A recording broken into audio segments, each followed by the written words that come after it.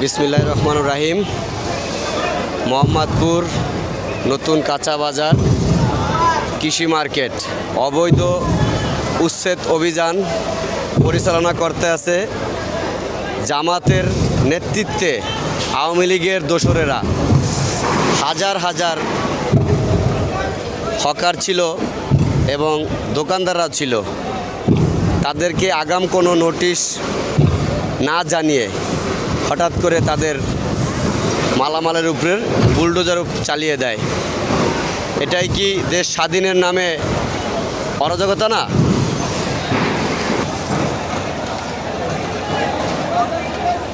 আল্লাহর গজব পড়বে যারা এরকমের অসহায় এবং ক্ষুদ্র ব্যবসায়ীদের প্রতি জুলুম করছে। আল্লাহ তাদের বিচার করবেন।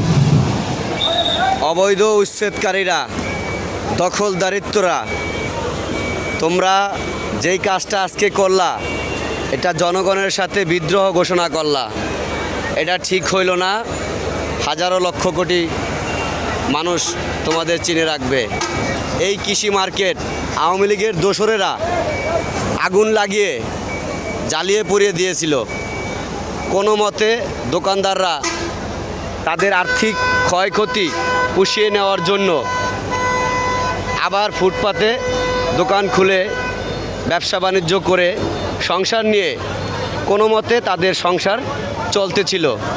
এমতো অবস্থায় কোনো রকম আগাম বার্তা কিংবা নোটিশ না দিয়ে এইভাবে উচ্ছেদ করাটা কোনো মতোই স্বাধীন রাষ্ট্রে কায়েম করার এখতিয়ার নাই।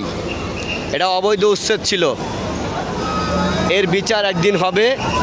জামাত সহ আওয়ামী লীগের দোসরেরা এই অভিযানে তাদের নেতৃত্ব দিয়েছেন। আমরা এর তীব্র প্রতিবাদ ও নিন্দা জানাই এবং অস্ত্র এলাকার আওয়ামী লীগের দোসরেরা আপনাদের উদ্দেশ্যে বলতে আছি, সাবধান হয়ে যান। আপনাদের নিকট খুবই সময় ঘনিয়ে আসছে, যা কল্পনাও করতে পারবেন না। আমরা জনগণের পক্ষে এবং রাষ্ট্রের পক্ষে, রাষ্ট্রের বিরুদ্ধে কোনো কাজ করতে চাই না। যদি চাইতো তাহলে এখানে কিন্তু হাজার হাজার হকার ছিল, দোকানদার ছিল, মালিক সমিতি ছিল। তারা কিন্তু পারত তাদেরকে প্রতিরোধ গড়ে তুলতে, কিন্তু দেশবাসীকে জানানোর জন্য, দেখানোর জন্য শুধুমাত্র তারা প্রতিবাদ করে নাই।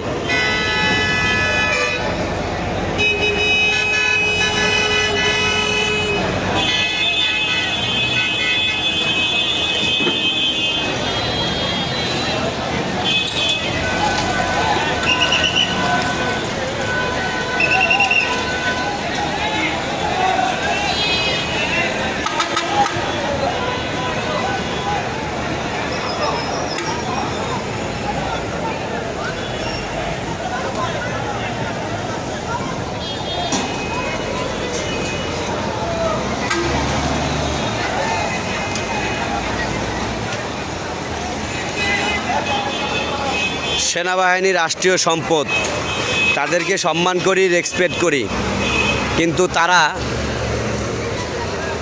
এইভাবে আইসা শত শত হাজারো মানুষের জীবিকার নির্বাহের যে একটা ব্যবসা প্রতিষ্ঠান ছিল, সেটা তারা ধ্বংস করে দিয়ে গেল।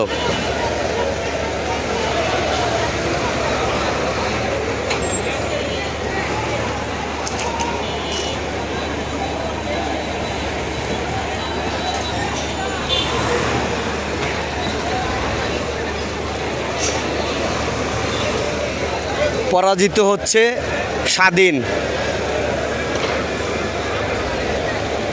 জিতে যাচ্ছে আওয়ামী দোসরেরা। অন্যায়ের বিরুদ্ধে সবাই ঐক্যবদ্ধ হন। যে কোনো সময় ডাক আসবে ইনশাআল্লাহ। এই ষড়যন্ত্রকারীদের বাংলাদেশের মাটিতে ঠাঁই হবে না। বাংলাদেশ জিন্দাবাদ, বাংলাদেশ জাতীয়তাবাদী দল জিন্দাবাদ, তারেক রহমান জিন্দাবাদ।